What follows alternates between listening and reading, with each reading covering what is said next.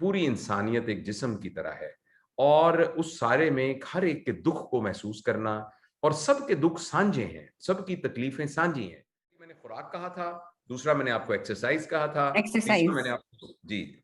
और तीसरा मैंने कहा था कि अपनी नींद को ऑर्गेनाइज कीजिए। इसको ना ये बेतरतीब नींद नहीं होनी चाहिए और सोने का जो बेस्ट टाइम है वो है हमारे हिंदुस्तान पाकिस्तान के हिसाब से कि बस आप 10 व्हाट डू बजे यू सो डू जाइए। इन योर फ्री टाइम? आप अपने खाली वक्त में क्या करते हैं? मैं अपने खाली वक्त में कुछ नहीं करता और ये एक बहुत बड़ी स्किल है जो बड़ी मेहनत से मैंने सीखने की कोशिश की है।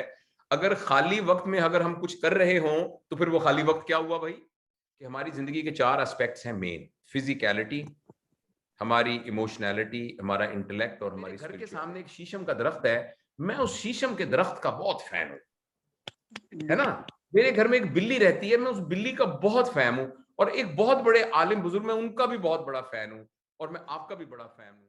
रेडी।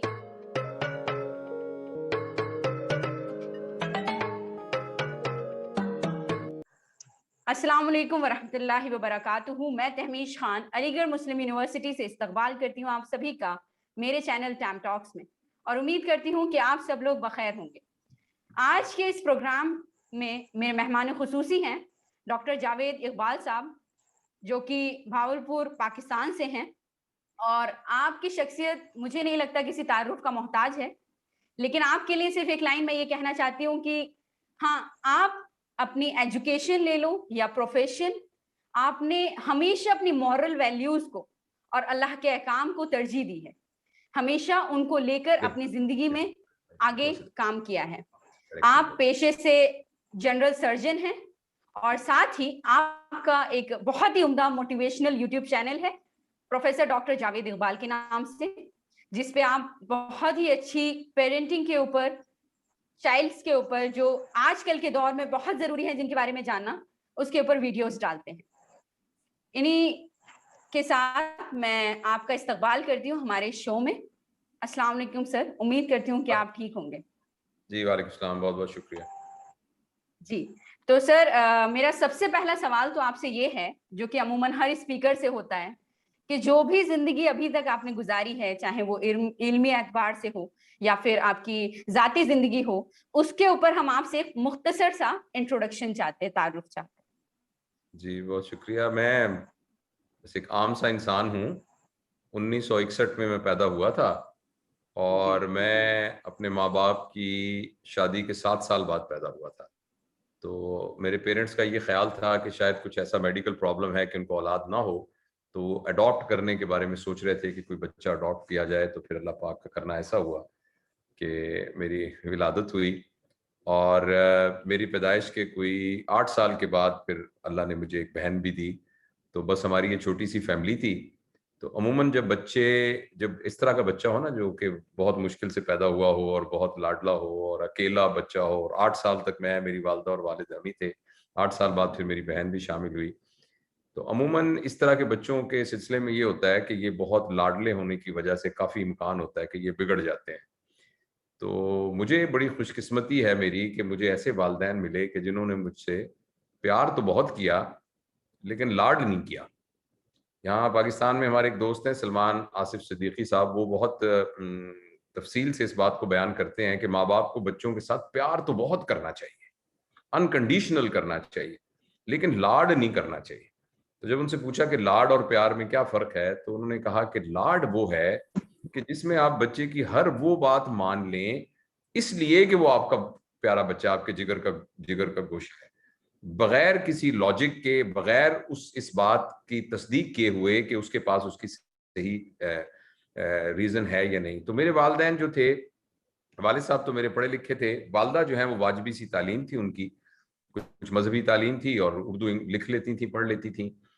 लेकिन पता नहीं किस तरीके से उन्हें पेरेंटिंग के वो सारे मॉडर्न उसूल जो बाद में हमने पढ़े, वो पता नहीं कैसे उनको पता थे। तो उन्होंने मुझसे प्यार बिल्कुल नहीं। लिहाज़ा मैं था कि जो सुबह उठ के बेटा खुद ही सीधा, और हालाँकि हमारे घर में एक मुलाज़िम भी था, मगर वो फिर कहती थी कि बेटा जूते को हाथ नहीं लगाने देना किसी को। तो आपने जूता अपना खुद स अब अभी भी मैं अब इतना बड़ा हो गया हूँ और 60 साल मेरी उम्र हो गई है। मुझे एक तरह की ऑब्सेशन होने लग जाती है अगर मेरे जूते को कोई हाथ लगा दे या कोई साफ करने की कोशिश करे तो मुझे ऐसे लगता है कि जैसे मैं बहुत बड़ा गुनाह कर रहा हूँ, क्योंकि ये वालदा ने इस तरह से, तो इस तरह वो कपड़े इस्त्री करना, सालन पकाना और झाड़ू देना, और वो जब मैं नहाने के लिए जाता कहते शाबाश ये अपनी बुनियान वगैरह खुद ही धो के ले आना। तो मैं बड़ा खुशकिस्मत हूँ कि मुझे ऐसे वालिदैन मिले कि जिन्होंने इस तरीके से मेरा बचपन गुजरा। फिर मेरी वो बहन पैदा हुई तो फिर हम उसकी तरबियत की जिम्मेदारी एक तरह से बड़े भाई की मेरे पास आ गई। तो मैं उसके बाद फिर मैंने बचपन से यही था कि मुझे डॉक्टर बनना है। मैं मुख्तसर आपको अर्ज करता हूँ, तो यहाँ फिर वो एफएससी के बाद मेरा वो दाखिला हो गया। यहाँ काफ़ी प्रोमिनेंट निश्तर मेडिकल कॉलेज है मुल्तान में, पुराना मेडिकल कॉलेज है और यहाँ का बहुत वेल रिप्यूटेड मेडिकल कॉलेज है। वहाँ से मैंने एमबीबीएस किया। फिर उसके बाद मैंने बहुत ही शॉर्टेस्ट पॉसिबल टाइम के अंदर यहाँ से फेलोशिप की सर्जरी में, और फिर मुझे इंग्लैंड जाने का, वलैद जाने का मौका मिला, और मैं वहाँ से मैंने एफआरसीएस किया। तो यहाँ की फेलोशिप की एफसीपीएस, फिर वहाँ से एफआरसीएस किया, वापस आया तो मुझे एक स्कॉलरशिप के ऊपर ऑस्ट्रेलिया फिर जाने का मौका मिला, और मैंने वहाँ जो हेपेटोबिलियरी सर्जरी है यानी जिगर की और लबलबे की सर्जरी, तो उसकी फेलोशिप के लिए मैं ऑस्ट्रेलिया चला गया। फिर जब वापस आया तो बस फिर मैं असिस्टेंट प्रोफेसर बन गया, फिर एसोसिएट प्रोफेसर बन गया, फिर प्रोफेसर बन गया। और फिर बीच में मैंने सोचा कि ये जो मेडिकल एजुकेशन जो हम करते हैं इसकी भी मुझे कुछ करना चाहिए, तो मैंने मास्टर्स किया मेडिकल एजुकेशन के अंदर 2011 में, जबकि मैं फुल प्रोफेसर था, उसका मेरी कोई तरक्की से कोई ताल्लुक नहीं था। और इस तरह करते करते फिर ये बहावलपुर में कायद-ए-आज़म मेडिकल कॉलेज है, तो यहाँ के प्रिंसिपल के तौर पर मैं रिटायर हुआ, और ये पिछले साल ही मैं रिटायर हुआ हूँ। तो ये तो है मेरा सारा जो प्रोफेशनल करियर है। मैं सर्जन हूँ, जी। लेप्रोस्कोपिक सर्जन हूँ, और इसके अलावा मैं शुरू से ही मेरा शौक जो था लिटरेचर के साथ काफ़ी। स्कूल में ऐसा मिले जो बहुत नामी लोग थे। एक ज़हुरुल हक ज़हूर साहब थे हमारे टीचर, जो मुस्तनद फारसी के शायर थे। तो उस ज़माने में वो खाना फ़रंगे ईरान वाले उनको बुलाते थे। तो बस उन सब लोगों की सोबत में मैं बहुत बचपन से ही शायरी किया करता था। तो वो शायरी की भी कुछ किताबें हैं मेरी जो जी। वो, लेकिन वो मुझे अपने बाकी कामों की वजह से इतनी फुर्सत नहीं मिली। और इस तरह मैं रेडियो पाकिस्तान में भी काम करता रहा हूँ, अभी भी कभी-कभी करता हूँ। तो ये उनका एक अदबी प्रोग्राम है दबिस्तान, उसका मैं मुदीर रहा हूँ बहुत अरसा। तो ये कुछ थोड़ा-सा मेरा एक ज़िंदगी का है। फिर बीच में रिटायर होने के बाद बहुत अचानक अच्छा। ये सोशल मीडिया वाला जो है एक हमारे पास खिलौना आ जी। गया, और ये भी इत्तफ़ाक़न ऐसा हुआ। एक हमारा लेक्चर था जो मैंने स्टूडेंट्स को दिया, मैं अभी भी देख रहा था, एज़ वी स्पीक उसको 2 साल हो गए हैं, अभी भी 20,000 लोग उसको देख रहे थे इसी वक़्त लास्ट 60 मिनट के अंदर, और मैं हैरान हूँ, पता नहीं उस लेक्चर में ऐसी क्या बात है। तो उसका टाइटल है लर्निंग हाउ टू लर्न। तो वो एक आम लेक्चर है जी। जो कि मैं हर स्टूडेंट्स को हर फर्स्ट ईयर को दिया करता था। बस उससे फिर ये मीडिया शुरू हो गया, फिर मुख्तलिफ यूनिवर्सिटीज़ में मुझे बुलाना शुरू कर दिया, फिर मैं कुछ कॉर्पोरेट ट्रेनिंग में चला गया। तो बस फिर इसी तरह ये सारा सफ़र जारी रहा। मुख्तसर फिर ये अभी है। भी चलता आ रहा है। जी। जी हाँ, जी हाँ। तो मेरा सेकंड राउंड जो कि क्वेश्चन आंसरिंग राउंड है, जी। उसमें मैं आपसे जानना चाहती हूँ सबसे पहले तो बीइंग अ जनरल सर्जन, हम ये देखते हैं हिंदुस्तान में तो डॉक्टर को भगवान माना जाता है। पता नहीं मुझे पाकिस्तान का, लेकिन हिंदुस्तान में वो भगवान का एक दर्जा, एक उसको वो अहमियत मिलती है। लेकिन जी। अब काफ़ी टाइम से करीब साल, 2 साल, 3 साल आप इस उसमें देख लीजिए, तो लोगों का जो एतबार है वो डॉक्टरों पे से हम कह सकते हैं उठता जा रहा है, या इस चीज़ में इतना ज़्यादा कम्युनलाइज़ हो गया है सिस्टम, और इलाज भी हम देखते हैं हद से ज़्यादा महँगा हो गया है। तो आपकी इसमें क्या राय है कि मतलब ये चीज़ क्या सही हुई है, या मतलब क्यों हुआ है ऐसा? क्या वजूहात रहीं कि इस तरीके से भगवा हमने डॉक्टर्स को हिंदी ट्रस्ट में करना। हिंदी जी। में भगवान का ऑपोज़िट क्या है? शैतान, या कुछ और लफ्ज़ बोला जाता है? शैतान बोला शैतान जाता है? तो नहीं कहेंगे। जी, वैसे क्या मतलब कहते हैं? भगवान का ऑपोज़िट क्या होगा? शायद कुछ भी इंसान नहीं। होगा मेरे इंसान उसमें। होगा। जी। अच्छा देखिए, मैं ये अर्ज़ करना चाहता हूँ कि कोई भी इंसान, उसकी जो इज़्ज़त है मुआशरे में, उसका ताल्लुक इस बात से नहीं है कि उसका प्रोफ़ेशन क्या है। हमारे बिल्कुल। कॉलेज में जहाँ मैं पढ़ता था, मैन थे बाबा जी, और वो पोस्टमैन थे, बस खत पहुँचाते थे सबको, और उस ज़माने में ये जो कोरियर सिस्टम इतना ज़्यादा नहीं था, और तो खत आया करते थे। वो इतने मुअज़्ज़ज़, इतने अच्छे, इतने बाकिरदार थे कि एक दफ़ा हमारे मेडिकल कॉलेज में एक तकरीब हुई, तो सबने कहा कि किसको मेहमान खुसूसी बनाएँ? तो मुझे कुछ इख्तियार था, उस ज़माने में मैं स्टूडेंट्स अफ़ेयर को देखता था, तो हमने कहा कि वो बाबा जी जो हैं उनको मेहमान खुसूसी बनाया जाए। क्योंकि उनकी 35 साल की ज़िंदगी 40 साल की हमारे सामने है, जिसमें थे वो पोस्टमैन, लेकिन उनका किरदार इतना जबरदस्त था कि हमें ये लगा कि उनसे ज्यादा मुअज़्ज़ज़ कोई भी आदमी नहीं है जिनको बिठाया जाए। तो लिहाजा डॉक्टर की जो इज्जत है या मुआशरे में किसी भी तबके इंसान की इज्जत है, उस इज्जत का ताल्लुक इस बात से नहीं है कि उसके काम की नौइयत क्या है।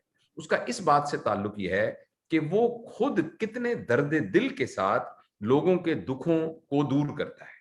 लिहाजा कोई बिल्कुल। शख्स अगर उसकी दूध दही की दुकान है, कोई शख्स मोटरसाइकिल को पंक्चर लगाता है या कोई शख्स इंजीनियर है या डॉक्टर है, अगर वो बाकिरदार है और अगर उसके अंदर एक एम्पैथी है, उसके अंदर कंपैशनेट एटीट्यूड है और उसके में एक मुफीद है वो और मुआशरे के लिए फायदा उठा रहा है, तो वो हमेशा काबिल इज्जत होगा। लेकिन आपकी बात बेटा इस लिहाज से बहुत जरूरी है उसको जवाब देना कि पिछले कुछ अरसे से हमारे मुआशरे में खास तौर पर वेस्ट को बहुत ब्लाइंडली फॉलो करते हुए हमारे मुआशरे का टोटल मिजाज जो है वो कॉर्पोरेट कल्चर बन गया है, जिसका मतलब ये बिल्कुल। है कि हमारी सोसाइटी कंज्यूमर सोसाइटी बन गई है। कंज्यूमर सोसाइटी का मतलब ये होता है कि अगर लोग ज्यादा चीजें खरीद तो रेल होगी। ज्यादा चीज खरीदने के लिए आपको ज्यादा पैसे चाहिए। जब आपको ज्यादा पैसे चाहिए हों तो आपका इम्कान है कि आप उसमें हलाल, हराम, सही, गलत, हक, नाहक उस हद को क्रॉस कर। एक तरफ अगर आप उस हद को नहीं भी क्रॉस कर रहे तो हो सकता है कि आप बहुत जरूरी जिम्मेदारियों की कॉस्ट के ऊपर पैसा कमाने लग जाएं।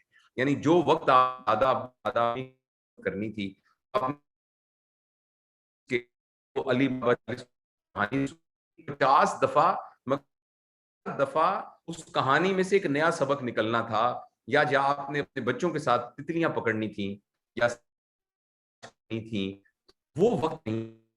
ये हमारे मुझे पाकिस्तान में ऐसा हुआ है और आप लोगों का मुआशरा भी हमसे कोई छुपा हुआ तो नहीं है, बिल्कुल। पूरी दुनिया सब कुछ नजर आ रहा है और आप तो वो वही मिजाज और तबीयतें। तो मुझे भी मेरा ये काफी गुमान है कि आपके यहाँ भी ही और हमारे यहाँ भी हमने जब वेस्ट को फॉलो किया है तो हमने अपनी ओरिजिनल तहजीब, जिसके अंदर एक हिस्ब मरातब की एक प्रॉपर तरतीब थी, बड़े छोटे की एक तमीज थी, हमें पता था हमें वालिद से आगे नहीं जाना, हमें पता है कि वालिद की जूती हमने सीधी करनी है वगैरह वगैरह वगैरह, जितनी तहजीब से हमारी की वजह से या कम से कम से ऐसा जरूर हुआ है जिसमें एक एहतराम कम हुआ है। मगर फिर भी मैं अपनी बात को दोबारा दोहराऊंगा कि हम में से जो शख्स भी कोई भी मुआशरा हो, अगर खुद बाकिरदार होगा, मुफीद होगा, तो उसकी मोहब्बत, उसका कंपैशन वो लोगों को नजर आएगा और लोग उसकी इज्जत बिल्कुल। करेंगे, चाहे वो डॉक्टर हो चाहे वो डॉक्टर ना हो। बिल्कुल। बहुत ही आपने अलग तरीके से इस सवाल का जवाब दिया है। अक्सर इस सवाल को हम डॉक्टर से करते हैं और पूछते हैं, लेकिन ऐसा जवाब मुझे अभी तक सुनने को नहीं मिला और बहुत ही मतलब आँख खोल देने वाला जवाब था ये। बहुत जज़ाकल्लाह। दूसरा सवाल मेरा आपसे सर ये है कि हिंदुस्तान और पाकिस्तान, जैसे कि अभी हम बात भी कर रहे थे, कि ये पड़ोसी मुल्क हैं। एक दूसरे से इनके कल्चर्स वगैरह हर चीज़ बहुत मैच करती है। और हम सब जानते हैं कि हर कोई इस वक़्त इकोनॉमिक ग्रोथ, डेवलपमेंट इसी की बात करता है। तो हम इन दोनों को एक साथ जोड़कर किस तरीके से अपने आप को डेवलप कर सकते हैं? यानी कि मेरा यहाँ पर सवाल आप समझिएगा, यानी कि जो हमारे लोग हैं, हमारी कौम है, सब लोग, कोई भी हो सकता है उसमें, हम सब एक ब्रदरहुड कैसे मेंटेन कर सकते हैं? कैसे एक दूसरे का साथ दे सकते हैं? कैसे हम सब मिलकर के एक दूसरे को ग्रूम कर सकते जी, देखिए मैं जो है ना हमारे सियासी डिफरेंसेस हैं और जो हमारी जियोपॉलिटिकल सिचुएशन है उसके बारे में तो मैं बिल्कुल भी एक्सपर्ट नहीं हूँ और मुझे हैं? बिल्कुल। इसका इतना पता भी नहीं है। और मैं बिल्कुल। इतना मसरूफ हूँ अपने बाकी कामों में कि यूजुअली मेरे लिए वो उसकी अहमियत तो होगी, लेकिन मेरे पास इतना टाइम नहीं है कि मैं उसको एनालिसिस करके उसको कर सकूं। तो ये बात हम उन बिल्कुल। लोगों के लिए छोड़ देते हैं जो कि इस काम के एक्सपर्ट है। मैं जाती तौर पर ये जानता हूँ, समझता हूँ और दिल की गहराइयों से ये समझता हूँ कि जिस तरीके से ये मेरा पूरा जिस्म है ना, तो अगर मेरे इस हाथ को कोई तकलीफ पहुंचेगी तो ये हाथ ये नहीं कह सकता कि ये हाथ ये नहीं कह सकता कि ये मेरी तकलीफ, तो ये जी। हाथ ये नहीं जी। कह सकता, ये हाथ ये नहीं कह सकता कि ये मेरी तकलीफ नहीं है। इसी तरीके से अगर मेरे पेट में शदीद दर्द होगा तो मेरी आंख ये नहीं कह सकती कि मैं क्यों रोऊं, मुझे तो दर्द नहीं हो रहा, तो पेट को दर्द हो रहा है। तो ये एक बड़ी क्रूड सी मैंने एक मिसाल दी है कि ये जो पूरी इंसानियत है ना, ये सारी की सारी इसी तरह एक जिस्म की मानंद है, मुख्तलिफ वजूहात की बुनियाद पर। चाहे वो वजूहात हमारे नजरियात हों, चाहे वो वजूहात हमारी बिलीफ सिस्टम हो, चाहे कोई जोग्राफियाई वजूहात हों या कोई लिसानी वजूहात हों, या किसी किस्म के कोई हमारे झगड़े हों, डिफरेंस ऑफ ओपिनियन हो, उन सारों के बावजूद पूरी इंसानियत एक जिस्म की तरह है। और उस सारे में हर एक के दुख को महसूस करना, और सबके दुख साझे हैं, सबकी तकलीफें साझी हैं, और सबका जो है, ये सांझी पंजाबी का लफ्ज है, पता नहीं शायद उर्दू में मुस्तामिल हो या ना हो, यानी कि कॉमन है। हम सब की तकलीफें, हम सब के दुख कॉमन है। मेरा ये ख्याल है कि उस लेवल पर जहां बात एक सियासी और उस लिहाज से है, तो वो लोग जो एक्सपर्ट हैं हमें उन पर छोड़ देना चाहिए। लेकिन जो एक बिल्कुल। पीपल टू पीपल रिलेशनशिप है, देखिए ना, जी। मुझे पता है कि आप लोगों के नजदीक फैज अहमद फैज की क्या हैसियत है। मुझे मालूम है कि अल्लामा इकबाल को आप क्या समझते हैं। और ये दीवाने गालिब पीछे पड़ा हुआ है, तो गालिब तो कभी भी पाकिस्तान नहीं आए थे, तो मतलब मुझे वो पीरो मुर्शिद लगते हैं। तो मैं लता मंगेशकर से बहुत मोहब्बत करता हूँ, और मुझे विराट कोहली बहुत अच्छा लगता है, मुझे गवास्कर बहुत अच्छा लगता है। मुझे पता है कि आपकी फिल्मों में भी शाहिद अफरीदी का आप नाम लेते हैं, जिक्र करते हैं, बिल्कुल। और जब जब नुसरत फतेह अली खान गाते हैं तो आप लोग सर धुनते हैं। तो बिल्कुल इसी तरीके से कि जब हम उनको सुनते हैं, तो जो जो पीपल टू पीपल कांटेक्ट और रिलेशनशिप है, आई थिंक वो है उसकी बुनियाद। और मेरी बहुत दुआ है कि जो हमारे जो सरकार हैं और हमारे जो बड़े हैं, जो पॉलिटिकल लोग हैं, वो भी बैठ के जो डिफरेंसेस हैं उनको सॉर्ट आउट करने की कोशिश करेंगे। देखिए, इंशाल्लाह। एक घर में भी भाई रहते हैं तो उनके दरमियान डिफरेंसेस होते हैं, और बाज़ औक़ात वो बिल्कुल। इतने शदीद होते हैं कि बंटवारा करना पड़ता है।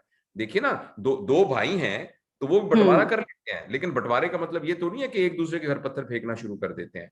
तो ये जो हमारी बिल्कुल। तकसीम हुई, ये जो तकसीम हुई और ये सारा कुछ हुआ, तो इसके पीछे कुछ स्ट्रॉन्ग पॉलिटिकल रीजन होगी, और इसको हम सब ने एंजॉय किया था। ये जो गाना है ना, वो जो तराना था कि यूं दी हमें आजादी के दुनिया हुई हैरान, ए कायदे आजम तेरा एहसान है एहसान।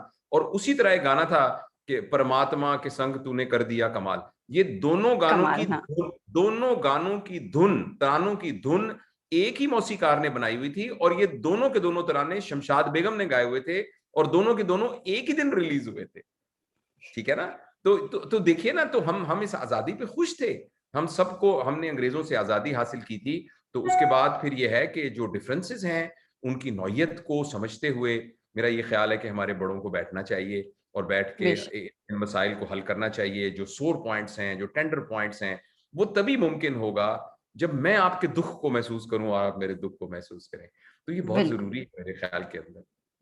बिल्कुल। सर, मेरा अगला सवाल आपसे ये था कि आजकल हेल्थ जो है वो बहुत इम्पोर्टेंट हो चुका है सबके लिए, और कोरोना के बाद से तो और भी ज्यादा। और आप भी माशाल्लाह से बहुत ज्यादा फिट हैं। तो मैं आपसे जानना चाहती हूँ कि अपने आप को कैसे फिट रख सकते हैं और सेहत हमारे लिए कितनी जरूरी है। बहुत शुक्रिया। ये जो आपका आखिरी फिक्रा था ना कि सेहत हमारे लिए कितनी जरूरी है, मैं इसका जवाब नहीं देता, इसलिए कि इसका तो एक ही जवाब है और वो सबको मालूम है। तो लेकिन ये कि इस महदूद वक्त में मैं लेकिन आपको जो चार आप जवाब देंगे वो मुझे लगता है जी। कि अलग ही होगा, तो इसलिए हम आपसे जवाब अच्छा, सुनना चाहते तो मैं आपसे ये गुजारिश करना चाहता हूँ कि जितने जानदार हैं ना, उन तमाम जानदारों की जिंदगी का एक ही एस्पेक्ट है, वो है उसकी फिजिकलिटी। उन्हें इसीलिए तमाम जानदार जो हैं वो अपनी फिजिकल डायमेंशन के अंदर तमाम इंसानों से ज्यादा सुपीरियर होते हैं। यानी मैं और आप ना कौवे की तरह उड़ सकते हैं, ना मेंढक की तरह फुदक सकते हैं, ना मछली की तरह तैर सकते हैं, ना हाथी की तरह मजबूत हैं, ना चीते की तरह, ना हम सुन सकते हैं परिंदों की तरह, ना सांप की तरह रेंग सकते हैं। तो हर लिहाज से जानवर जो है वो हमसे सुपीरियर है। अच्छा, इसलिए कि उनकी सिर्फ फिजिकलिटी होती है, जबकि इंसानों की जिंदगी के तीन और एस्पेक्ट्स हैं, जो उनकी इमोशनैलिटी, इंटेलेक्ट और उनकी स्पिरिचुअलिटी है। हमसे जो तवक्को है ना, जो हमारे पैदा करने वाले की तवक्को है, यानी जो हमारे अंदर पोटेंशियल है, वो ये है कि हम इन तमाम डायमेंशंस को एक्सप्लोर करके अपने तमाम इम्कानात को सरफेस करें, और उसके जरिए से फिर हम अपनी जिंदगी को एक्सप्रेस करें। इसमें जो पहला स्टेप है वो हमारी सेहत है। यानी फिजिकलिटी है। अगर हम फिजिकलिटी वाले स्टेप को ही कंट्रोल नहीं करेंगे तो इमोशनैलिटी, इंटेलेक्ट और स्पिरिचुअलिटी वाले हायर डायमेंशंस में तो जाने का सवाल ही पैदा नहीं होता। तो सवाल ही एक नहीं तो ये बात है, होता। ये तो है इसकी अहमियत। यानी देखिए ना, आप में से कुछ लोग मुसलमान होंगे, कुछ और मजाहिब से भी ताल्लुक रखते होंगे, तो जो भी आपकी इबादत का तरीका है, अगर मेरी कमर में दर्द हो रहा है, सर में मेरे दर्द हो रहा है, मुझे अजीब यरकान हुआ है, गुर्दे मेरे काम नहीं कर रहे, तो मैं तो इबादत भी सही तरीके नहीं कर सकता।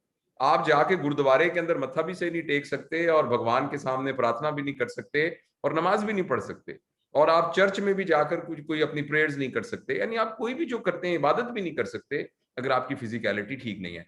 तो हमारी अपनी अपनी फिजिकलिटी के लिए मुख्तसर वक्त में मैं आपको सिर्फ 4 बातें बता रहा हूँ, और ये 4 बातें बहुत दफा लोगों ने दोहराई हैं, लेकिन मसला सिर्फ ये है कि वो एक शेर है कि सिर्फ बातों से कुछ नहीं होता, काम करने से काम होते हैं। तो 4 बातें हम याद तो कर लेंगे अगर, लेकिन अगर इस पर अमल नहीं करेंगे तो फिर कुछ नहीं होगा। सेहत के लिए 4 बातों को ज़हन में रखिए। सबसे अहम बात यह है कि हम क्या खाते हैं, ये डिटरमिन करेगा कि हमारी बॉडी क्या है। ये बिल्कुल जी। ऐसा है कि आप कौन सा ईंधन मोटरसाइकिल पे डालेंगे तो ये डिटरमिन करेगा कि मोटरसाइकिल ठीक चल रहा है कि नहीं चल रहा।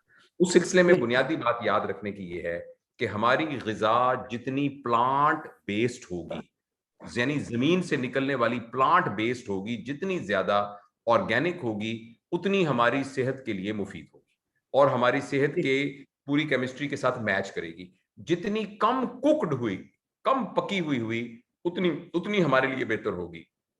अच्छा, जितना उसके अंदर यानी फैक्ट्री में बनी हुई चीजें, प्रोसेस्ड फूड और ये जो फजी ड्रिंक्स और सिंथेटिक फूड होगी, जितनी वो कम से कम होगी उतनी हमारी खुराक बेहतर होगी। एक बात। और नंबर 2 ये है कि क्या खाएं, नंबर 2 कितना खाएं। कितना खाने से मुराद ये है कि मैं और आप, मैं बगैर किसी तशखीस के ये कहता हूं, बगैर किसी यानी एक्सेप्शंस के, कि हम सब जो कुछ खा रहे हैं ना वो अपनी जरूरत से ज्यादा खा रहे हैं, हम में से ऑलमोस्ट हर शख्स। तो हम जितना खा बिल्कुल। रहे हैं हमें ये ख्याल रखने की जरूरत है कि हम कितना हम ओवर ईटिंग ना करें। प्रॉपर तरीके से खाना खाएं। 2 मील सारे दिन के अंदर काफी हैं। बीच में पानी आप ले सकते हैं, कुछ फ्रूट्स ले सकते हैं, लेकिन हर वक्त मंचिंग करते रहना, खास तौर पर ये जो कल्चर आया है जंक फूड का और ये जो फजी ड्रिंक्स का और ये सिंथेटिक प्रोसेस्ड फूड, ये बहुत डेंजरस है। तो वक्त थोड़ा है, इसलिए मैं नहीं। जल्दी जल्दी बता रहा हूं। तीसरी बात यह है बिल्कुल। तीसरी बात यह है कि जब भी हम खाना खाएं तो हम ये बात याद रखें कि जब सोने और खाना खाने से के दरमियान कम से कम 3 घंटे का वक्फा होना चाहिए। यानी ये है कि हम भूखे तो ना सोएं मगर खाली पेट सोएं। ये रात को आप पार्टी पे 9 बजे जाएं, 11 बजे आप खाना खाएं, 12 बजे तक पार्टी चलती रहे, 12:30 बजे आप सो जाएं, तो this is not a good time for food. तो एक तो ये खुराक के बारे में मैंने आपको बता दिया। दूसरा, हम में से हर शख्स उम्र के जिस हिस्से में भी है उसको रोजाना वर्जिश की जरूरत है।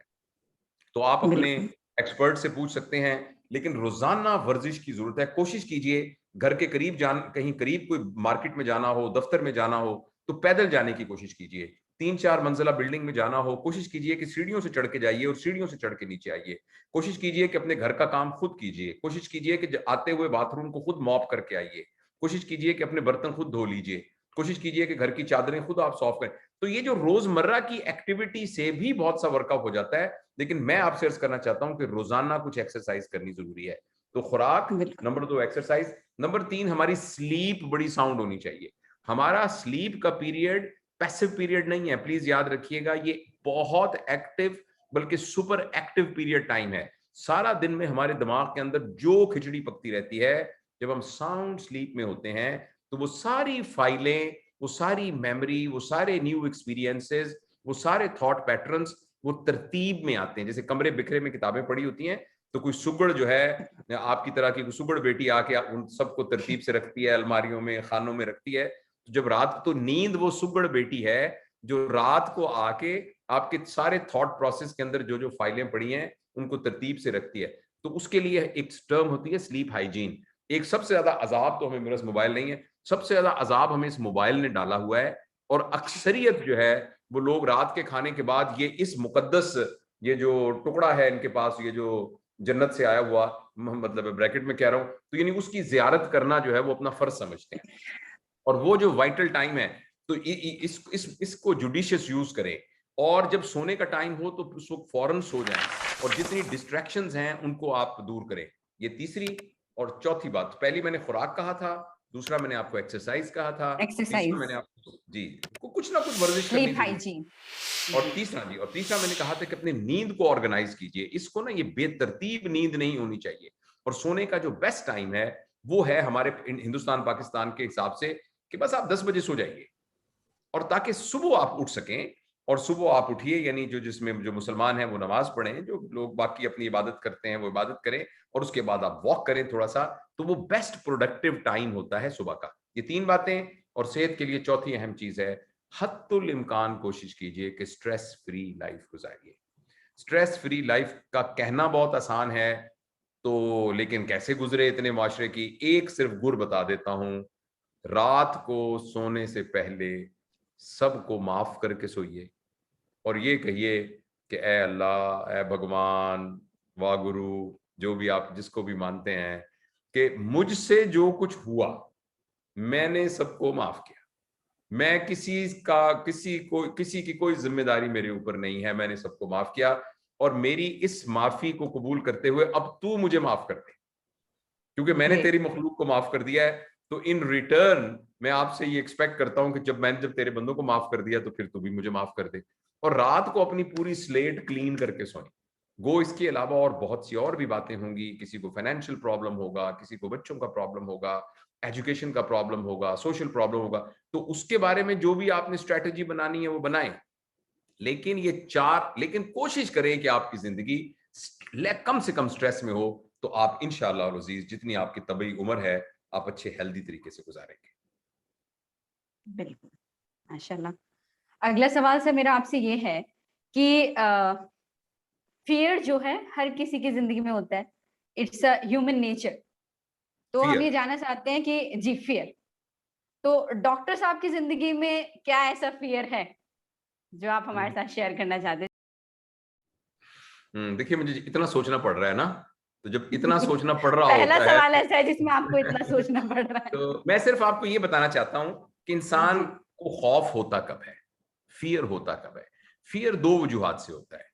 एक फियर होता है जब इल्म की कमी हो, जब किसी चीज के बिल्कुल। बारे में ला इल्मी हो या कम इल्मी हो। जैसे आप जा रहे हो और आपको ये पता लगे कि ये सामने एक भूत खड़ा हुआ है, ओ मैं क्या करूंगा, ये भूत खड़ा हुआ है। लेकिन थोड़ी देर बाद आपके इल्म में इजाफा होता है कि एक्चुअली पीछे एक खंबा है, उस खंबे की रोशनी की वजह से ये दरख्त का साया यहां तक आ रहा है। तो जूं ही वो इल्म आपको मिलता है तो आपका वो खौफ बिल्कुल खत्म हो जाता है। तो एक बिल्कुल। तो हमारे खौफ की बुनियादी वजह हमारे इल्म के अंदर लेकुनाज, खाली जगह हैं, खला है, और वो इल्म जो है उसको बढ़ाने की कोशिश करनी चाहिए, तो उससे खौफ दूर हो जाता है। और जो दूसरी खौफ की वजह है वो हमारी इनकैपेसिटी होती है। जब हम किसी चीज के इनकैपेबल होते हैं तो फिर हमें खौफ आता है। जैसे फर्ज करें मुझे मोटरसाइकिल चलाना नहीं आता और आप मुझे कहें इस मोटरसाइकिल को चला के वहां लेके जाइए, मैं बहुत खौफजदा हूंगा। लेकिन जिस शख्स को मोटरसाइकिल चलाना आता है, वो यहाँ हमारे यहाँ आपके पंजाब के गांव में भी होता होगा, तो वो मौत के कुएं में भी मोटरसाइकिल चला लेते हैं। वो एक मौत का कुआं, एक सर्कस सा होता है। जी, तो पता नहीं हिंदुस्तान में भी पंजाब के उसमें होता होगा, जी यहाँ तो बिल्कुल हमारे होता है, सब जगह होता है। जी। तो जिसको मोटरसाइकिल चलाना आता है वो मौत के कुएं में भी बेखौफ होकर मोटरसाइकिल चला लेता है, और जिसको नहीं चलाना आता वो कहेगा नहीं मैं नहीं चलाता, मैं नहीं चलाता। तो इसलिए खौफ की ये दो वजूहात हैं मेरे ख्याल में। एक वजह जो है वो हमारी इल्म का कम होना है, और या इल्म का नाकिस होना है। बाज़ औक़ात है कि इल्म है मगर वो नाकिस इल्म है। और नंबर दो ये है कि हमारी इनकैपेसिटी है। लिहाजा हम में से कोई भी शख्स, जो भी मैं भी हूं, हमें जिन जिन बातों पर खौफ आता हो, जो बातों से हम जैसे अफ्रेड हो, खौफजदा हो, तो हमें डीप डाउन झांकना चाहिए कि मेरे इल्म में कहाँ नक्स है और मेरी कैपेसिटी में कहाँ कमी है, और इन दोनों को बिल्कुल, दूर करने की कोशिश करनी चाहिए। बेशक। आपने पूरा सवाल घुमा दिया और उसको बड़ी अच्छे से आपने जवाब दिया। तो सर अगला सवाल मेरा आपसे ये है कि हम आपसे कोई ऐसा वाकया जानना चाहते हैं, मेरी ऑडियंस आपसे कोई ऐसा वाकया जानना चाहती है जो एक मतलब उनके लिए मिसाल हो, या हम कह सकते हो हमारी ऑडियंस के लिए लेसन हो, और आपकी जिंदगी में भी उस वाकये से कोई तब्दीली आई हो।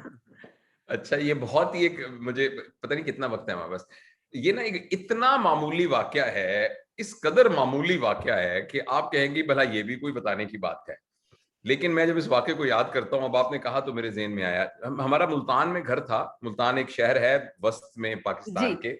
तो मैं मुल्तान में रहता था, तो मैं वो फजर की नमाज़ पढ़ने जाता था, तो एक वो झाड़ू देने वाला खाकरूब ना वहाँ झाड़ू दिया करता था। तो वो ऐसे मेरा दोस्त बन गया आते-जाते, अस्सलाम वालेकुम, वालेकुम सलाम। तो कभी उसने मुझे कहना मेरी बीवी बीमार है, तो मैं मेडिकल स्टूडेंट था उस वक़्त, तो मैं उसकी बीवी को कभी दिखा दिया, फिर पता लगा उसकी बीवी की डिलीवरी है, तो मैंने वो गायनी में उसकी वो डिलीवरी भी करवा दी। कभी-कभी कुछ कपड़े भी वो ले लेता था, क्योंकि उसके वसाइल बहुत कम थे। तो वो एक तरह से ना मेरा दोस्त बन गया, और वो उसका जो ड्यूटी टाइम वही था जो मैं फजर में नमाज़ पढ़ने जाता।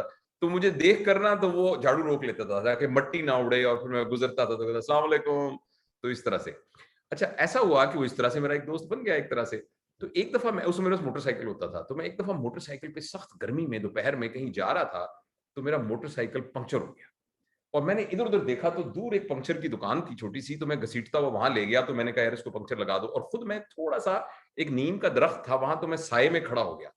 तो अचानक मुझे ना वही नज़र आया, वो जो वो था, बशीर जी। उसका नाम था खैर।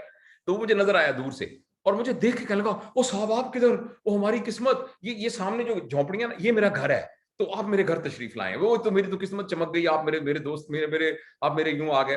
तो मैंने कहा, "नहीं, नहीं, कोई बात नहीं, कोई बात नहीं।" तो वो कहने लगा, "नहीं, नहीं, नहीं आए।" अच्छा, इतने में वो इतना जज़्बाती हुआ कि करीब से ना उसने एक वो ड्रिंक पेप्सी की बोतल ली, और वो बोतल लेके ना तो मेरी तरफ "नहीं, बोतल पी के जाएँ, प्लीज़ आप बोतल पी के जाएँ।" अच्छा, वो बोतल ज़ाहिर है उसके वसाइल के हिसाब से काफ़ी थी। जब वो मुझे ये कर रहा था कि बोतल पी लें, पी लें, पी लें, तो एक मक्खी उड़ती हुई आई और आके उस बोतल में चली गई। बोतल में। मेरी आँखों के सामने। अच्छा, अब उसने भी देख लिया, अब वो मुझे कहे बोतल पिएँ, और साथ वो बोतल को थोड़ा-सा पीछे छुपा के भी रखे, क्योंकि उसको एक एम्बैरेसमेंट भी हो रही थी, और जी, मुझे जी, पता जी। था कि वो दूसरी बोतल नहीं खरीद सकता। तो मुझे कहता रहा, अच्छा, हालाँकि पहले मैं उसको इनकार कर रहा था, अब वो मुझे कहता है बोतल पिएँ, और साथ बोतल को पीछे छुपा भी रहा था। अच्छा, पता नहीं क्यों मेरे दिल के अंदर ना एक फैसला किया। तो मैंने कहा यार तू बाज़ नहीं आएगा, ला दे बोतल। मेरे ज़हन में ये आया कि इसका दिल ना टूटे बेचारे का, और ये कहीं ये ना हो, और वाओ! मैंने ना उसकी बोतल पकड़ ली। अच्छा, वो बोतल मुझे पता था कि उसके अंदर मक्खी है। मैंने वो गट, गट, गट, गट करके बोतल पी ली। अच्छा, वो भी बहुत परेशान था, लेकिन उसको यकीन हो गया कि मुझे पता नहीं चला कि उसमें मक्खी है। तो मैंने वो बोतल पी ली, और पी के ना मुझे एक अजीब मैदे में मुझे महसूस होने लगा, पता नहीं उसमें मक्खी थी या निकली। तो वो तो शुक्रिया, शुक्रिया, शुक्रिया करके ना एकदम चला गया। तो यूँ ही वो गया तो मैंने मुँह परली तरफ किया तो मुझे कै आई। वो तो मैंने पीछे से ना उसको सारा वो एक वॉमिटिंग हो गई। अच्छा, लेकिन मेरे दिल के अंदर इतना सुकून, इतना इत्मीनान था, खुशी-सी महसूस हुई। मुझे लगा मैंने बहुत बड़ी नेकी की है। मुझे ये लगा कि मैंने बहुत बड़ी नेकी की है। मुझे लगा कि जैसे ना मैंने शायद अपनी पूरी जायदाद जो है ना वो मैंने अल्लाह के रास्ते में दे दी है। यकीन करें मुझे इतनी मुसर्रत हुई इस बात में वो मक्खी वाली बोतल पी के, और मैं समझता हूँ कि मैं शायद उतनी बड़ी नेकी पूरी ज़िंदगी में कभी नहीं कर सका, कि जिसके अंदर मैंने अपनी सारे को कर लिया।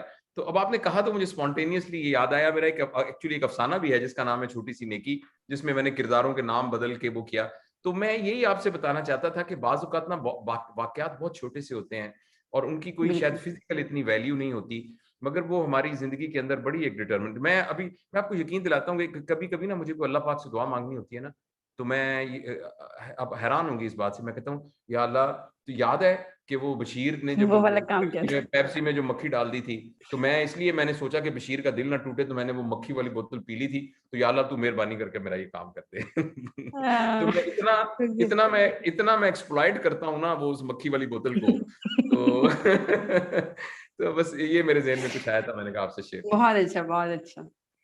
तो सर, मेरा आपसे अगला सवाल ये है कि एजुकेशन पॉलिसी, आप एक रिसर्चर भी हैं, टीचर भी हैं, तो आपके हिसाब से एजुकेशन पॉलिसी में जो आजकल एजुकेशन है, उसमें क्या तब्दीली आनी चाहिए? अच्छा, देखिए पता नहीं हिंदुस्तान में तो कैसा है, आई एम श्योर कि ज़ाहिर है आपके दानिश्वर सारे उसके बारे में सोच रहे होंगे। तो लेकिन हमारे यहाँ भी ना एक बड़ा हौच-पौच सा सिस्टम चल रहा था।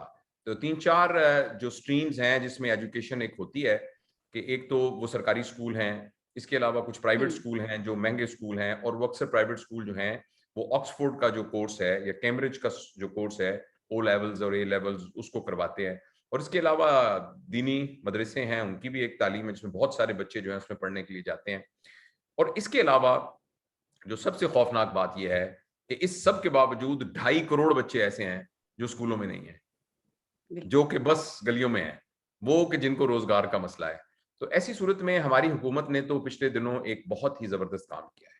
ये जो इमरान खान हमारे प्राइम मिनिस्टर हैं, इनका एक प्रॉमिस था, तो इन्होंने एक इनिशिएटिव लिया है जिसके ऊपर बहुत होमवर्क किया है, वो है सिंगल नेशनल कैरिकुलम, जिसमें यह तय किया गया है कि 5वीं जमात तक के बच्चे, चाहे गरीब हो, चाहे अमीर हो, चाहे वो मदरसा स्टूडेंट हो, चाहे वो इंग्लिश मीडियम स्कूल का हो, चाहे वो सारे के सारे एक ही कैरिकुलम को लेकर वो पढ़ेंगे। तो ये पहले स्टेप पर यह किया गया है। और दूसरा यह है कि उस कैरिकुलम के अंदर कन्वेंशनल मेमोरी बेस्ड एजुकेशन के अलावा जो करेक्टर बिल्डिंग चीजें हैं, यानी बच्चों को यह सिखाना कि रवादारी क्या है, इसको इस तरह नहीं कि रवादारी अच्छी बात होती है, लोगों की खिदमत करना चाहिए, अच्छी बात, यानी एज अ मेमोरी नहीं, बल्कि एज एन एक्टिविटी उनको सिखाना। तो ये एक ना पहला कदम, बारिश का पहला कतरा तो यहाँ पाकिस्तान में हुआ है कि जिसके अंदर ये सिंगल नेशनल कैरिकुलम, एक्चुअली जो आप बात कर रही हैं मुझसे, ये पिछले हफ्ते ही यानी वो हुआ है कि हमारे वो पंजाब, कुछ सूबों में ये वो हुआ है, पंजाब में और किसी एक में, जिसको सिंगल नेशनल कैरिकुलम कहते हैं। तो लेकिन मैं आपसे अर्ज करना चाहता हूं कि अगर कोई बदमाश से बदमाश आदमी भी हो और दुनिया का बड़े से बड़ा फ्रॉडिया भी हो, वो कभी भी नहीं चाहेगा कि उसके बच्चे नेक ना बने। बिल्कुल। लेकिन बदकिस्मती की बात यह है कि इतनी डिमांड होने के बावजूद हमारे माशरे में पेरेंटिंग और बच्चों की तरबियत का कोई मजबूत निजाम मौजूद ही नहीं है। लिहाजा मैं एजुकेशन को, जो मेरे नजदीक एजुकेशन है, वो स्कूल एजुकेशन, जो कि डिग्री अवार्डिंग एजुकेशन है, जिसकी वजह से कि आपका रोजगार का पोटेंशियल डेवलप होगा, इसके साथ साथ बच्चों के अंदर 3 या 4 चीजें पैदा करने का नाम तालीम है मेरे ख्याल में। सबसे अहम बात यह कि हर बच्चे के अंदर कॉन्फिडेंस का डेवलप करना, नंबर 2 हर बच्चे के अंदर किरदार का डेवलप करना, करेक्टर का डेवलप करना, और तीसरा हर बच्चे के अंदर क्रिएटिविटी का करेक्टर करना, जिसके नतीजे में ये 3 चीजों का नाम तालीम है। कॉन्फिडेंस से क्या मुराद है? कॉन्फिडेंस से मुराद ये नहीं है कि वो खड़ा होकर अंग्रेजी में तकरीर कर लेता है, वो खड़ा होकर आपको गाने सुना देता है, वो खड़ा होकर डिबेट। कॉन्फिडेंस से मतलब यह है कि वो अपनी सलाहियतों को जानता है अच्छी रीजन की वजह से। जावेद इकबाल को अच्छा समझता है अच्छी रीजन की वजह से। यानी जावेद इकबाल को इसलिए अच्छा नहीं समझता कि उसके पास ब्रांडेड घड़ी है, या इसलिए अच्छा नहीं समझता कि उसकी गाड़ी बहुत बड़ी है। वो जावेद इकबाल अपने आप को इसलिए अच्छा समझता है कि जावेद इकबाल सच बोलता है। जावेद इकबाल अपने आप को इसलिए अच्छा समझता है, उसके अंदर ये वाली खुसूसियत पैदा करना कि वो राइट रीजन की वजह से वो अपने आप को बेहतर समझे, इसका नाम कॉन्फिडेंस है। दूसरा करेक्टर से मुराद ये है कि जब उसके सामने जिंदगी में 5-6 चीजें रखी जाएं, डिसीजंस, तो उसकी चॉइसेस अबाउट उन 5 चीजों के बारे में करेक्ट चॉइस हो। यानी एक तरफ उसको पैसा नजर आ रहा है, एक तरफ उसको सच्चाई नजर आ रही है, तो वो सच्चाई को चुने, पैसे को ना चुने, इसका नाम करेक्टर है। एक जगह पर इंसाफ आ रहा है, एक जगह पर कोई और तरह की उसको एक इंसेंटिव आ रहा है, तो वो इंसाफ को चुने, इसका नाम करेक्टर है। और क्रिएटिविटी का मतलब यह है कि उसके अंदर छुपे हुए जो मजाहिर है, उसके अंदर छुपे हुए जो पोटेंशियल हैं, तालीमी निजाम उनको अर्थ कर सके। जरूरी नहीं कि हर बंदा डॉक्टर बन सके। इसमें वो जो आपके यहाँ जो है बहुत ही खूबसूरत 2 फिल्में बनी हैं, 3 इडियट्स और तारे जमीन पर, और मैं समझता हूँ कि आमिर खान जो हैं वो बहुत वो बहुत ही क्रिएटिव आर्टिस्ट हैं, और उन्होंने बहुत रिसर्च करके ये 2, मेरे ख्याल है किसी भी एजुकेशनल पॉलिसी मेकर को ये दो फिल्में देखनी चाहिए और ये पूरी थॉट प्रोसेस को देखना चाहिए। तो वो बहुत अच्छे तरीके से एक्सप्लेन करती है कि एजुकेशन क्या है। तो मैं आपकी बात सिर्फ समराइज कर दूं, समरी हमारी जी। बात की ये है कि हर बच्चा जो दुनिया में आंख खोलता है, ये उस बच्चे की जिम्मेदारी नहीं है, उसके माँ बाप की, उसके असातिज़ा की और पूरे मुआशरे की ये जिम्मेदारी है कि उसको ऐसा नर्चरिंग माहौल पैदा किया जाए, उसको दिया जाए जिसके अंदर उसका किरदार, उसकी क्रिएटिविटी और उसका कॉन्फिडेंस डेवलप हो। तब वो चाहे बुनियान की दुकान खोले, चाहे दूध दही की दुकान खोले, चाहे वो किसान हो, चाहे वो डॉक्टर हो, चाहे वो फौजी हो, वो जो कुछ भी होगा वो एक मुफीद शहरी होगा। बिल्कुल।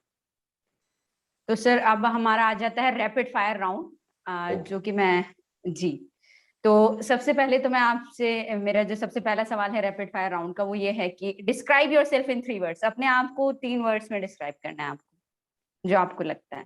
ओह, I am very simple, I am very ordinary, and I am a good learner. Very good.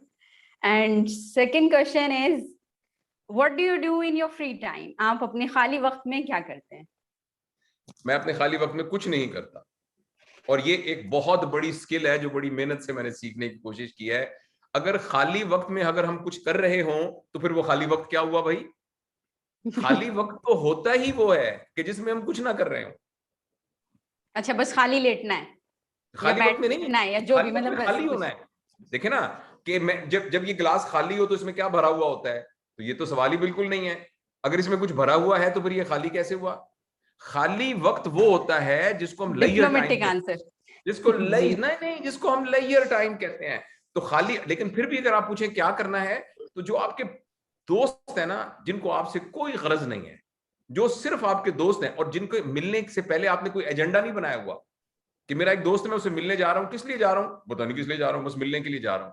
तो खाली वक्त का सबसे बड़े जो 2 मसरफ हैं, एक ये है कि अपने इन जैसे दोस्तों के साथ वक्त गुजारना, और दूसरा ये है कि नेचर के साथ वक्त गुजारना। किसी बाग में बैठ जाना, दरख्त के नीचे बैठ जाना, कहीं दरिया के किनारे बैठ जाना, तितली को देखते रहना। तितली, कभी आप तहमीश, तहमीश है ना आपके तलफ्फुज पूरे नाम का? जी जी तहमीश। जी, तहमीश जी। आप बेटा किसी दिन एक तितली को देखो जब वो उड़ रही हो, जस्ट ऐसे देखते जाओ, देखते जाओ, देखते जाओ, देखते जाओ, देखते जाओ, फॉलो करते जाओ करके। जब वो तितली कहीं बैठ जाए ना, या आपकी नजरों से ओझल हो जाए, और फिर आप एनालाइज करो कि ये 1 मिनट आपका कैसा गुजरा। शायद जिंदगी में चंद ऐसे लम्हे होंगे जिनके साथ आप इक्वेट करके इसको बराबर कर सकते हो। ये इतना जबरदस्त कीमती होगा। तो जब फारिग वक्त हो, बिल्कुल। तो फारिग वक्त हो तो या नेचर के साथ हो, या ऐसे दोस्तों के साथ हो जिनसे मिलने में आपका कोई एजेंडा ना हो, यानी कोई काम ना हो। हम्म। ये मेरा ख्याल है। तो सर मेरा अगला सवाल आपसे यह है कि व्हाट इज द थिंग, आपको क्या ऐसा लगता है कि आपके अंदर और अच्छी होनी चाहिए? मतलब हम इसको स्ट्रेंथ और वीकनेस में भी ले सकते हैं, या आप किस चीज को अपने अंदर अच्छा करना चाहते हैं? हर कोई अपने आप को अच्छा करना चाहता है किसी ना किसी चीज में, तो वो कौन सी आप ऐसी चीज है? देखो, देखो बेटा, मैं एक स्पेसिफिक तो नहीं करता, लेकिन मैं जैसे अपनी ट्रेनिंग्स में भी दोस्तों को बताता हूं कि हमारी जिंदगी के 4 एस्पेक्ट्स हैं मेन: फिजिकलिटी, हमारी इमोशनैलिटी, हमारा इंटेलेक्ट और हमारी स्पिरिचुअलिटी। हमें हर बिल्कुल। हर रोज की बुनियाद पर, और जो अल्लाह के बड़े लोग होते हैं ना, बड़े बुजुर्ग जिनको अल्लाह ताला तौफीक देता है, तो वो हर लम्हे की बुनियाद के ऊपर ये देखते रहते हैं कि इन चारों एस्पेक्ट्स में मैं बेहतर हो रहा हूं कि नहीं हो रहा। लिहाजा बिल्कुल। मुझे अपनी सेहत को बेहतर करना चाहिए, लिहाजा मुझे अपने थॉट प्रोसेस को बेहतर करना चाहिए, यानी मुझे फोकस करने की एबिलिटी को मजीद सीखना चाहिए। जब मैं आपसे बात कर रहा हूं तो मैं बस आपसे बात करूं, इसको फोकस कर, ये इंटेलेक्चुअल एबिलिटी की पीक है कि हम लम्हा मौजूद में हों। अच्छा, और इमोशनैलिटी, मैं नॉन जजमेंटल हो जाऊं, यानी कुछ भी बात हो मैं उस बात की बुनियाद पर फैसला ना करूं, मैं अपने किरदार की बुनियाद पर फैसला करूं। और स्पिरिचुअलिटी का मतलब है कि मेरा purpose of life higher purpose हो। तो यानी ये 4 चीजें हैं। तो लिहाजा मैं एक बात आपको बताऊं कि भी मेरे पास पैसे इतने हो जाएं, मेरी फलानी गाड़ी हो जाए, मैं यूं करने लग जाऊं, इसकी बजाय मैं आपको ये अर्ज करना चाहता हूं बिल्कुल। कि ये हम सबकी जिम्मेदारी है कि हम इन चारों एस्पेक्ट में हर रोज की बुनियाद के ऊपर गुज़िश्ता कल से बेहतर हो रहे हो। तो मैं भी बेहतर इसका बहुत होते हैं। ख्वाहिशमंद हूँ, मेरे अंदर बहुत कमियां हैं जो मैं पूरी करना चाहता हूँ। बिल्कुल। तो रैपिड फायर का आखिरी सवाल मेरा आपसे ये है कि आपके तो बे इंतहा फैन है, मैं ये जानना चाहती हूँ कि डॉक्टर साहब का, मतलब डॉक्टर साहब किसके फैन है? अब फिर आप कहेंगे डिप्लोमेटिक जवाब दिया है।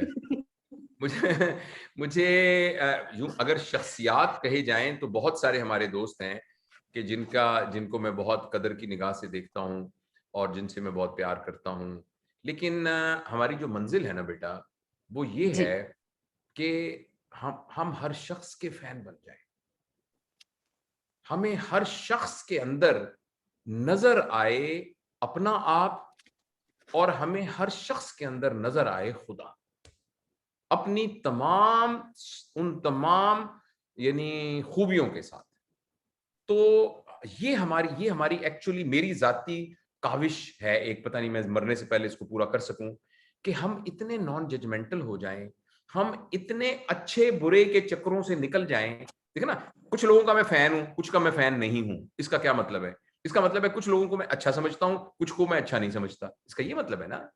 तो हमें इस मंजिल से आगे निकलना चाहिए, और वो इस मंजिल पे आना चाहिए कि जिसमें हर वो शख्स, हर वो चीज जो मेरे सामने आ रही है, वो एक पैदा करने वाले की जबरदस्त निशानी है, और मैं उसका बहुत फैन हूं। जैसे मेरे घर के सामने एक शीशम का दरख्त है, मैं उस शीशम के दरख्त का बहुत फैन हूं, है ना। मेरे घर में एक बिल्ली रहती है, मैं उस बिल्ली का बहुत फैन हूं। और एक बहुत बड़े आलिम बुजुर्ग, मैं उनका भी बहुत बड़ा फैन हूं, और मैं आपका भी बड़ा फैन हूं। और मैं मेरे मेरे मेरे एक कमरे के बाहर एक लड़का बैठा है जो मुझे पानी पिलाता है, वो पानी में बोतल लेके, मैं उसका भी बड़ा फैन। तो मैं ये अरे चाहता हूं, मैं ये चाहता हूं कि मेरा जो फैन है, फैन होना है ना, वो लोगों की खूबियों की बुनियाद पर ना हो। मैं किसी का फैन इसलिए ना हूं कि वो तकरीर अच्छी करता है, मैं किसी का फैन इसलिए ना हूं कि वो बहुत अच्छा एक्टर है, मैं किसी का फैन इसलिए हूं कि मेरे जुम्मे है कि मुझे हर एक के ये साथ मत करो, कंपैशन। ये मत करो। तो ये जी, मैं इस सवाल के जवाब में ये कह सकता हूँ आप। बिल्कुल। तो यू आर जी, the role model for I think million of followers. आपके बहुत सारे फॉलोअर्स हैं जो आपको एज अ रोल मॉडल देखते हैं। तो आप उन सबको आज इस प्रोग्राम के थ्रू क्या पैगाम देना चाहते हैं? बहुत बहुत शुक्रिया, आपने ऐसा सोचा। और जब मुझे कोई कहता है कि मैं आप जैसा बनना चाहता हूं, तो एकदम मेरा दिल बैठ जाता है, और मैं से कहता हूं कि मैं, मेरी दुआ है कि आप मुझसे बहुत बेहतर बने, क्योंकि आपको मेरी खामियों का नजर नहीं आ रही, और मैं अपनी इंसानी उन कमजोरियों की बुनियाद के ऊपर अपनी गुफ्तगू की वजह से कैपेबल हूं कि मैं अपनी अपनी उन खामियों को छुपा लेता हूं। तो मैं आप सब उन तमाम लोगों से ये दुआ करता हूं उनके लिए कि अल्लाह ताला करे कि वो मुझसे बहुत बेहतर बने। तो लेकिन जहां तक पैगाम का ताल्लुक है, मैं सिर्फ ये कहना चाहता हूँ कि अल्लाह पाक ने हमें इस दुनिया में बहुत महदूद वक्त के लिए भेजा है।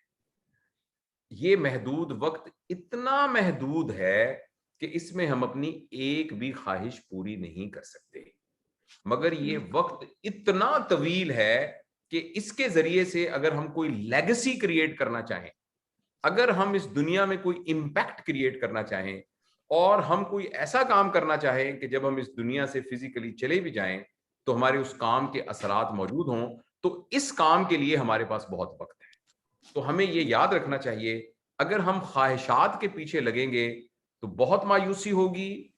मैं जरूरियात की बात नहीं कर रहा, गालबन इससे आप ये मतलब बिल्कुल ना समझिएगा कि मैं आपको कहता हूं अगर आप नौकरी करते हैं तो नौकरी छोड़ दें, अगर आपकी दुकान है तो दुकान छोड़ दें। मैं बिल्कुल ये बात नहीं कह रहा। किसी काम का मुआवजा लेते हैं तो आप उस काम का मुआवजा ना लें, मैं ये आपको बिल्कुल नहीं कह रहा।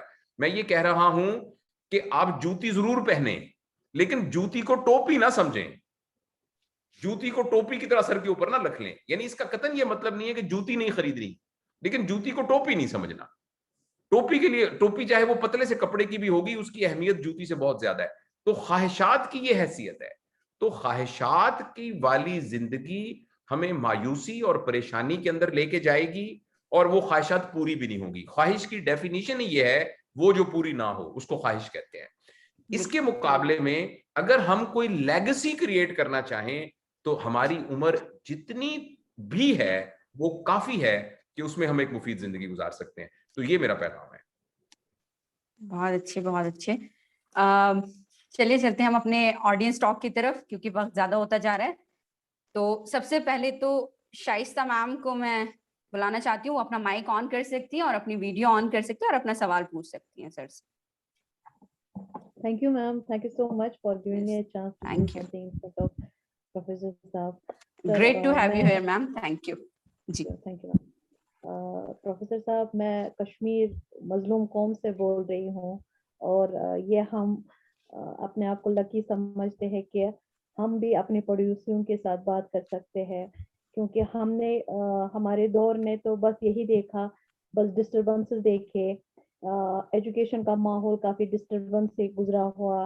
हर एक शय में अगर बात करें, हर एक चीज़ डिस्टर्ब में रह गई, लेकिन फिर भी आप हमें यूट्यूब के थ्रू गूगल के थ्रू हमें इंस्पायर करते रहे, और जिसके बावजूद मैं कुछ टाइम से ही जुड़ी हूँ आपसे, लेकिन आज अल्लाह ताला ने इतना मौका दिया कि आज आपसे डायरेक्टली बात कर सकते हैं। अदरवाइज मेरे सर भी यहाँ पे है, मोहम्मद इरफान ताक साहब, तो उन्होंने मुझे आपके बारे में बता दिया और इंस्पायर किया कि आप एक बार सर को सुन लीजिए। और सच में जहाँ पे मेरे दरवाजे बंद होते हैं और आपके थॉट से वो दरवाजे खुल जाते हैं।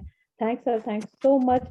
बहुत शुक्रिया शाइस्ता। तो अगला सवाल, क्योंकि वक्त कम है, मैं डॉक्टर ऐसे खान का लेना चाहती हूँ। वो प्लीज अपना माइक और वीडियो ऑन कर लें और जल्दी से अपना सवाल पूछ लें। डॉक्टर साहब अस्सलाम वालेकुम वरहमतुल्लाहि वबरकातुहू। जी वालेकुम अस्सलाम वरहमतुल्लाहि वबरकातुहू। मैं तो पहले टाइम टॉक्स को बहुत ज़्यादा मुबारकबाद देना चाहूँगा कि अल्लाह तबारक व तआला ने ये मौका दिया कि आपके साथ गुफ्तगू करने का मौका मिला। शुक्रिया। आपने तो आज ये सिखाया कि हमें सबका फ़ैन होना चाहिए, लेकिन मेरा सवाल जो था वो ये था कि जिन जिन लोगों का मैं फ़ैन हूँ, अल्लाह ने मुझे ये तौफ़ीक दी है, उसमें डॉक्टर जावेद इकबाल साहब का नाम जो है वो सर-ए-फ़हरिस्त है। मेरा सवाल आपकी खिदमत में ये है कि मैं ये जानना चाहता हूँ कि दुनिया में अगर ये मौका दे दिया जाए डॉक्टर जावेद इकबाल साहब को कि इस दुनिया को जो ज़बानी तौर पर कहा जा रहा है कि ये ग्लोबल विलेज बन चुकी है, यकीनन लोग क़ल्बी तौर पर, दिली तौर पर जो है हार्टली उस ग्लोबल विलेज में एक दूसरे के साथ जुड़ जाएं, एक कंसर्न हो, एक दूसरे के साथ मोहब्बत का वो पैगाम हो जिसके ज़रिए से पूरी दुनिया जो है वो एक खुशगवार माहौल में तब्दील हो जाए। आपको ये बड़ी ज़िम्मेदारी मैंने इस सवाल के ज़रिए दी है कि आपको ये मौका दिया अल्लाह तबारक व तआला ने, तो वो क्या टूल आप अपनाएँगे इंशाअल्लाह, जिसके ज़रिए से हम इस तरफ गामज़न हो जाएँ, इस तरफ बढ़ जाएँ? जी, जज़ाकल्लाह। देखिए, ये आपकी जो ख्वाहिश है ना, ये दुनिया में बसने वाले बहुत सारे लोगों की ख्वाहिश है। और अगर उसको हम हिस्ट्री के तनाजुर में देखें, तो लगता है कि शायद ये ख्वाहिश कभी भी पूरी ना हो। क्योंकि जो हिस्ट्री है ना, उसके तनाजुर में तो ऐसे ही हुआ है कि लोगों ने जंगों को प्रेफ़रेंस दिया, उसकी शक्लें चेंज हुई हैं, मगर एक ईगोइस्टिक। लेकिन अगर आदमी थोड़े दिल से दिल में झाँक कर मोहब्बत से गौर करे, तो आदमी को ये लगता है कि ये तो बिल्कुल मामूली बात है। दुनिया के अंदर अगर 164 पता नहीं कितने मुल्क हैं, मुझे एग्ज़ैक्ट पता नहीं है, 164 मुल्क के सरबराह, उनमें से जो बहुत अहमियत वाले हैं, वो ऊपर के 10-15 लोग होंगे, वो 10-15 लोग इस बात पर कन्विंस हो जाएँ कि यार हमने आपस में नहीं लड़ना, तो लड़ाई खत्म हो सकती है। थ्योरेटिकली स्पीकिंग तो ये इतनी सिंपल सी बात है कि यार कोई बात नहीं, हम इंशाल्लाह सबकी मदद करेंगे, वसाइल को बाँट के करेंगे और हम इसमें नहीं करेंगे। आप कार्टून फ़िल्में देखें, कार्टून फ़िल्मों के मेरे वालिद साहब ना जब बहुत ज़्यादा, वो अल्लाह उनको गरीक़ रहमत करे, जब बहुत ज़्यादा कोई टॉक शो में पॉलिटिकल होता था, वो कहते थे यार मेरा फ़ेवरेट चैनल लगाओ। मैं कहता वो कौन-सा अबू? वो कहते थे टॉम एंड जेरी। मैं कहा क्यों? कहते यार देखो वो लड़ते भी रहते हैं, एंड में इकट्ठे बैठकर फिर वो खाना भी खा रहे होते हैं। तो मेरा अर्ज़ करने का मकसद ये है कि आपकी जो ख्वाहिश है, ये ख्वाहिश दुनिया में बसने वाले बहुत सारे लोगों की ख्वाहिश है। अगर हम हिस्ट्री की यानी ग्राफ को ओवर प्लॉट करें, लगता है कि ये कभी भी ऐसा नहीं होगा कि दुनिया इस तरीके से अमन का गहवारा बनेगी।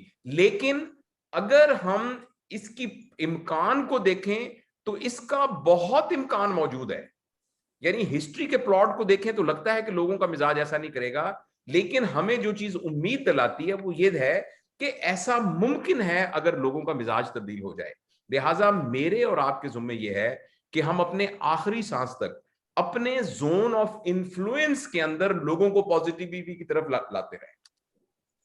जिस शख्स के घर के अंदर उसकी बीवी है, उसके 2 बच्चे हैं, 2 मुलाजिम हैं, उसका ये जोन ऑफ इन्फ्लुएंस है। वो इस जोन ऑफ इन्फ्लुएंस में जैसे दुनिया के सारे इंसानों को बनाना चाहता है वैसा बना दे।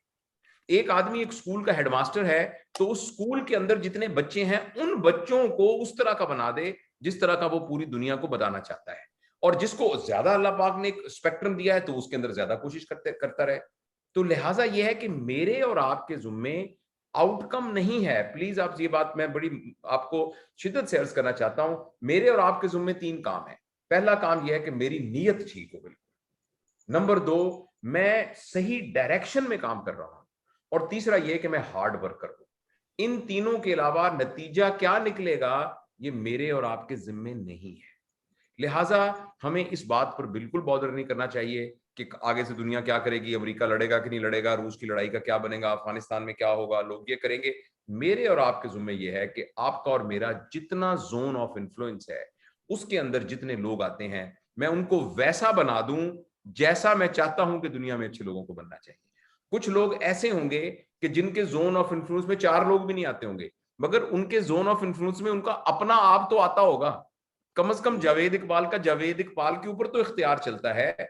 तो अगर मैं जावेद इकबाल के तौर पर एक अच्छी और साफ जिंदगी गुजार के चला जाऊं, ये भी काफी अचीवमेंट है मेरी एक जिंदगी के लिए। तो मैं जिंदगी को इस तरीके से देखता हूं कि इस तरह की आउटकम को हमें ख्वाहिश करनी चाहिए, अल्लाह से उसका फजल मांगना चाहिए, लेकिन कोशिश करते रहना चाहिए अपने जोन ऑफ इन्फ्लुएंस के अंदर। ये मेरा ख्याल है। जज़ाकल्लाहु खैरा। एक बार और मुबारकबाद, और अल्लाह से आपकी सेहत के लिए हमेशा दुआएं इंशाअल्लाह हमारी तरफ से रहेंगी। बहुत शुक्रिया। अभी हमारे एक दोस्त थे, कुछ सिंह थे, वो हाथ खड़ा कर रहे थे। जी जी, मैं लिखिंदर सिंह। जी प्लीज। जी लखिंद्रा सिंह साहब। नमस्कार सर, मैं इंडिया से बात कर रहा हूँ। जी बेटा। सबसे पहले मैं मैम को और आपको भी बहुत बहुत धन्यवाद करना चाहता हूँ कि मैंने हाथ खड़ा करा और Thank आपने you. मुझे देखा, नोटिस किया, तो Thank उसके लिए you. बहुत बहुत शुक्रिया। सर मेरा आपसे सवाल है, अभी अभी मैंने अपनी ग्रेजुएशन कंप्लीट की है जी और बेटा। अभी मैं जॉब कर रहा हूँ प्राइवेट सेक्टर में। सर मैंने ये देखा है कि जितना हम अच्छाई की तरफ बढ़ते हैं, जैसे कि मैं धर्म से हिंदू हूँ, तो हमें बोला जाता है कि ये जो माया है ये बहुत आपको रोकती है भगवान की तरफ जाने से। उसी तरीके से जो अल्लाह हैं उनकी तरफ, उनकी इबादत अगर आप करते हैं तो बहुत ज़्यादा मुश्किलें आती हैं। आपको डेली बुरे बुरे लोग मिलेंगे और आपको बहुत तकलीफ देंगे। तो जब हम आप जैसे लोगों को सुनते हैं तो हमें ये कॉन्फिडेंस आता है और ऐसा महसूस होता है कि नहीं, हमें तो अच्छाई पे ही रहना है, हमें बुरा नहीं करना है, चाहे हमारे साथ कितना ही बुरा हो। बट मैंने देखा है, खुद अब एक्सपीरियंस किया है कि आप कितने ही अच्छे हो, पर जो बुरा है वो बुरा ही है और वो अपने कैरेक्टर को नहीं छोड़ सकता। तो इसमें हम क्या करें? हमारा तो पूरा यही रहता है ना कि कैसे कंट्रोल करें अपने आप को। अगर कोई धन्यवाद। बेटा, अगर देखिए बेटा, अगर कोई बुरा है ना तो ये तो उसका प्रॉब्लम है ना, ये तो आपका प्रॉब्लम नहीं है। किसी के बुरा होना, किसी का बुरा होना उसका प्रॉब्लम है, वो आपका प्रॉब्लम नहीं है। हमें तो एब्सोल्युटली वही करना है जो सही है। और दूसरा ये है कि मेरे जाती तजुर्बे में तो, मेरी 60 साल उम्र है, मेरे जाती तजुर्बे में तो ये आया है कि एब्सोल्यूट ट्रूथ, एब्सोल्यूट सच्चाई, एब्सोल्यूट नेकी, एब्सोल्यूट अच्छाई, ये कभी भी हमें नुकसान नहीं पहुंचाती। बाज़ औक़ात हमें ये लग रहा होता है कि शायद हमारी नेकी जो है वो उसकी वजह से हमें नुकसान हो रहा होता है, तो वो शायद इसलिए हो रहा होता है कि हम अपने अंदर से इतने बने हुए नहीं होते। अंदर से जो हमारी बीइंग है ना, वो बहुत स्ट्रांग नहीं होती। तो इसलिए मैं तो आपको मुबारकबाद पेश करता हूं, आप नेकी के रास्ते पर हैं, आप इसी रास्ते पे रहिए और आप देखिएगा कि इंशाअल्लाह अज़ीज आपको कभी कोई तकलीफ नहीं होगी। और ये ज़हन में रखिए कि जो बुरा है वो बुरा है, तो दैट इज हिज प्रॉब्लम। अगर कोई शख्स मुझे गालियां बक रहा है, ये तो उसका प्रॉब्लम है, मेरा प्रॉब्लम तो नहीं है। किसी का बुरा होना उसका प्रॉब्लम है, मेरा प्रॉब्लम नहीं है। बिल्कुल। उम्मीद करती हूँ लिखिंदर साहब आपको अपना जवाब मिल गया होगा।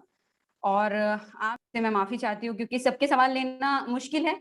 इंशाल्लाह हम ज़रूर कोशिश करेंगे कि दोबारा से सर को बुलाएं।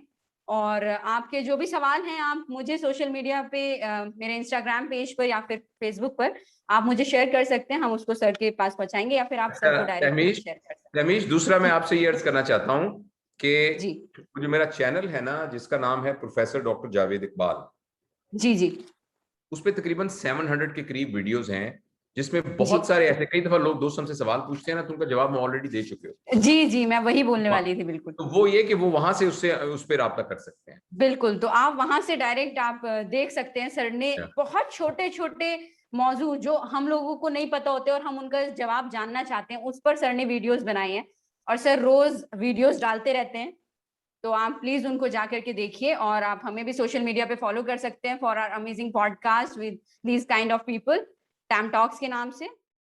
और सर आपका भी तहे दिल से शुक्रिया कि आप हमारे प्रोग्राम में आए और आपने हमें वो बातें बताई जिस पर अभी तक हमने गौर ही नहीं किया था। Great to have you here, sir. Great to have you all present here, my audience. Hope we will meet soon in the next video. Inshallah. Assalamu alaikum.